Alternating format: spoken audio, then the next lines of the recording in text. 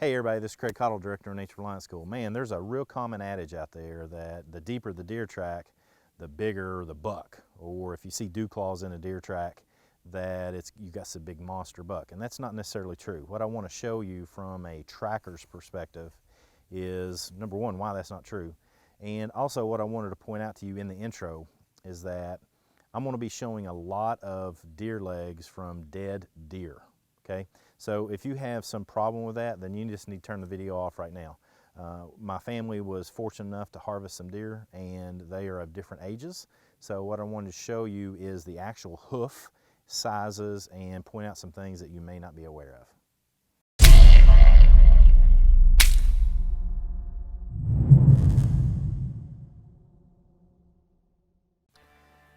Here's what I have here. I have 3 sets of deer legs. We have a buck here that I'm estimating to be in that 3.5-year range. I'll maybe describe that later. If not, I'll do that in another video. And then I've got 2 yearling deer right here. One of them is a buck, one of them is a doe, and I'll show you basically how you can tell possibly. This is not an exact science. There's a number of biologists that have an incredible difficult time aging deer, looking at their body size, the bone structure, particularly the jawbone of a deer. You can estimate it, but there's some research that indicates that's difficult. I'm getting off subject. But here's some things to point out. Looking at these deer, the way I have these laid out is I have the back legs on the left and I have the front legs on the right. And then I also have them in order, meaning the right leg is on the right and the left leg is on the left. The first thing I want to point out to you is that dew claws are an indicator of front or back legs. Here's how you can do this.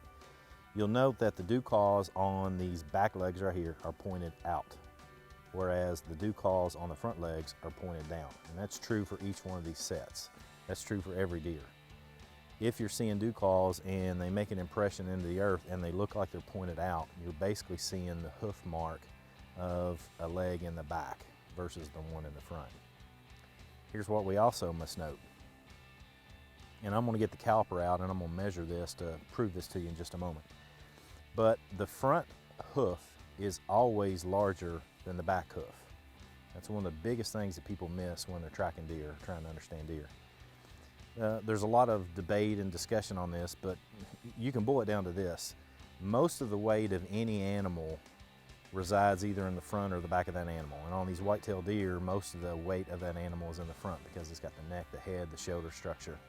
And because of that, that foot, that hoof on the deer is going to be larger. If you think of a raccoon, its back end is larger than the front end, so its back foot's going to be larger, okay? So that's mostly true for animals out there. What we want to note is that if you're seeing a track that's really big and you can note the dew claws are pointed straight down, then you are actually looking at the heaviest foot. Now, deer travel in such a way that they have what is nearly a direct register, meaning they put their front foot down first, and then their back hoof comes up and almost sits directly on top of it, oftentimes sitting directly on top of it, when in their normal gait pattern where they're just walking. Now the next thing I want to point out is, how do I determine which is right and left? What you need to look at is the individual hooves of the leg itself. The outermost portion of the hoof, the outer hoof, the right, left, is going to be larger. So if we look at this, basically this front right hoof, what we're looking at is this portion right here is wider than this portion, and that's how I know that it's the right leg. And that's going to be true for all these, and I'll point that again when I get the calipers out. So you can pretty much look at a deer hoof mark that goes down into the earth. If the dew claws register, you can tell if it's back or front, and you can also tell by whichever portion of the hoof is larger, the right or the left, whether it's the right or the left leg. The reason all this is important is because you want to, here in Kentucky and any other place where there's a lot of leaf litter, it's difficult to track deer in leaf litter unless you spend a lot of time doing it. Oftentimes what's going to happen is you're going to find one really good track. It's not very often that you get a big set of tracks like we do on a beach or something of that nature. And so if you can dig into that one track and get as much information out of it as you can, then you can get a direction of travel. You can get whether the animal's moving at a slow pace, a fast pace, whether it has others with it. You know, you might see one track and then you've got another one right next to it and you can see the variance in size. Then you'll know that there's two deer that are traveling together, and rather than one deer that's walking the same spot twice. So those are all things that are important to determine by looking at the individual hoof. First thing I want to point out is, again, right here what we have are the back legs and we have the front legs. If I take a measurement from the portion of the hoof that actually makes contact with the ground, which this is not going to make contact very often, what we have is we have in the back leg, we have somewhere around, oops, let's do that again. We have somewhere around 2 inches, whereas on the front foot, we have nearly 2.5 inches. The front foot is always going to be bigger than the back foot, reason being more weight on this one. Now, let's take a look at the width. Some measurements to point out here as well. So this is the outermost portion, the wider foot. It is 0.98 inches, whereas the inner portion is 0.88 inches. That's 1/10 of an inch wider on the outside. This is going to be the indicator that this is the right foot here. Now, with that said, let's take a look at the overall width between the back and the front feet. We have 0.74, 0.8. Now we're getting into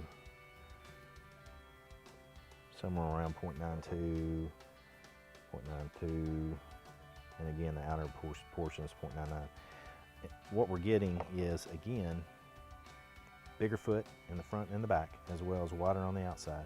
But I also want to point out the hoof itself. Look how much damage there is to the hoof portion on this older deer. What we're going to look at next are some yearlings and how that plays out for them.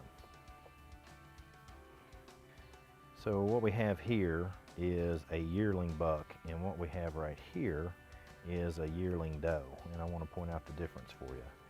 So again, we have the front and the back. The front foot, which is going to be the bigger foot, is somewhere around, right at that 2 inches again. The doe itself is slightly smaller, 1.85 in the back, but again in the front, close to 2 inches. So you're looking at a doe that's a year old, well, a little over a year old, and a buck that's a little over a year old, and there's just very slight difference in the two. Something else I did not point out on the big deer is look at the difference between these front dew claws versus the back dew claws and how they relate to where the hoof is. So if I measure this distance, between where the dew claw meets the hoof, on the front it's 0.66, on the back it's going to be 1.49. So there's a huge difference between what happens in the back and the front. Again, don't forget that these point out, these point down. So there's a lot of things that you can determine by the distance. You can note this: if a hoof comes down and makes contact with the earth and the dew claw is really far back, then you're looking at the back hoof rather than the front.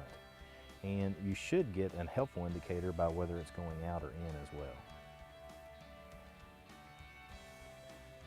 Man, I really hope that helps.